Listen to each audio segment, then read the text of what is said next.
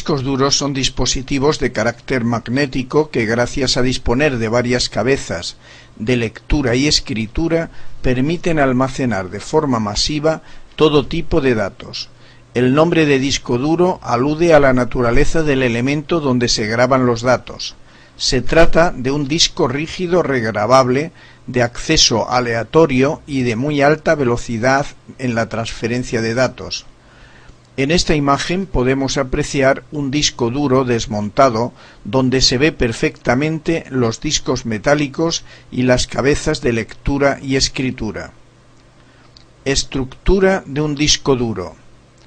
Parte superior o tapa de la caja metálica del disco duro. Lo primero que apreciamos al ver un disco duro es precisamente su carcasa o tapa superior que protege a los demás componentes y partes internas del mismo disco duro. La caja del disco duro es totalmente hermética con el fin de que no entre ningún tipo de partícula o suciedad que afecte al correcto funcionamiento del disco. Otro detalle muy importante al que debemos prestar mucha atención es la pegatina que viene adherida sobre la tapa superior de nuestro disco duro. Es una pegatina informativa que nos va a ser muy útil y necesaria para poder instalar correctamente el disco duro y configurarlo posteriormente como máster o maestro y slave o esclavo. Parte intermedia mecánico-física de almacenamiento.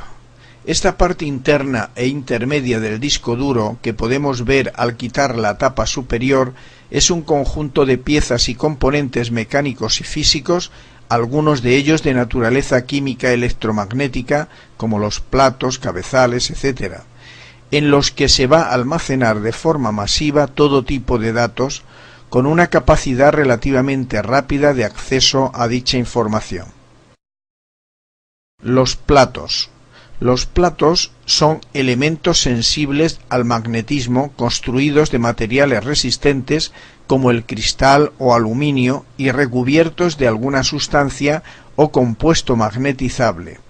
Los discos duros cuentan con más de un plato. Podemos apreciar cómo los platos están situados unos sobre otros, unidos por el mismo eje y ligeramente separados, girando todos ellos a la misma velocidad. Las velocidades de rotación que alcanzan los platos al girar sobre el mismo eje pueden ir desde 5.400 a 10.000 revoluciones por minuto, siendo hoy actualmente los más utilizados los de 7.200 revoluciones por minuto. Las pistas. Las pistas son anillos concéntricos que van desde el exterior del disco hasta el centro, donde se encuentra el eje del motor que hace girar los platos. El cabezal recorre la superficie del disco pista a pista de forma tangencial.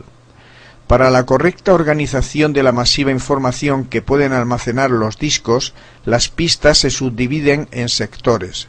Cada plato tiene dos caras y cada cara se divide en pistas. Los sectores y cilindros.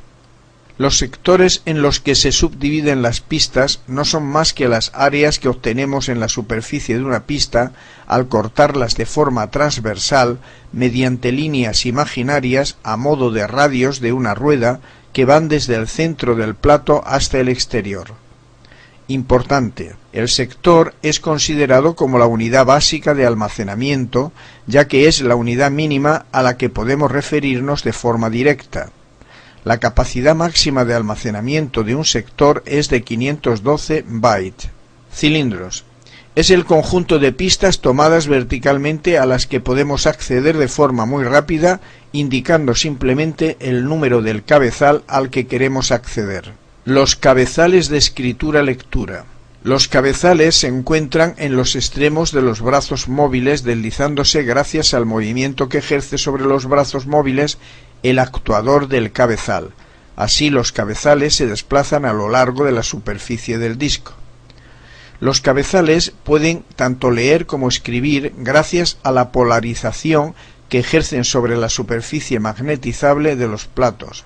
Así escriben la información que procede del controlador alineando las partículas magnéticas sobre la superficie y leen detectando las polaridades de estas partículas ya alineadas.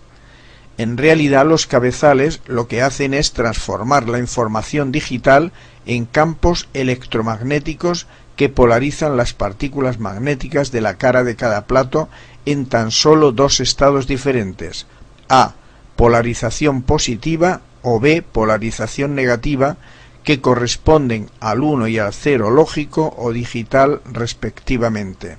El actuador del cabezal y los brazos móviles. El actuador del cabezal es un mecanismo que acciona los brazos móviles haciendo que se desplacen por la superficie de los platos. Los brazos móviles son el soporte de los cabezales que se sitúan en sus extremos. Cable tipo bus de conexión con la parte lógico-controladora. Consiste en un cable plano tipo bus de gran capacidad de transferencia que hace de conexión entre la parte lógica del controlador con los componentes mecánicos del disco.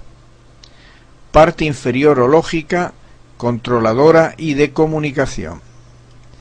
Como se puede deducir, esta es la parte que gobierna y controla administrando la información que se envía a los elementos mecánicos para que procedan a grabar o leer datos magnetizando la superficie de los platos, como ya hemos explicado anteriormente.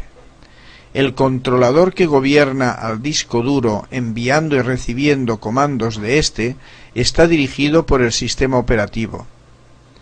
Este controlador también es el responsable de garantizar la velocidad constante a la que deben girar los platos.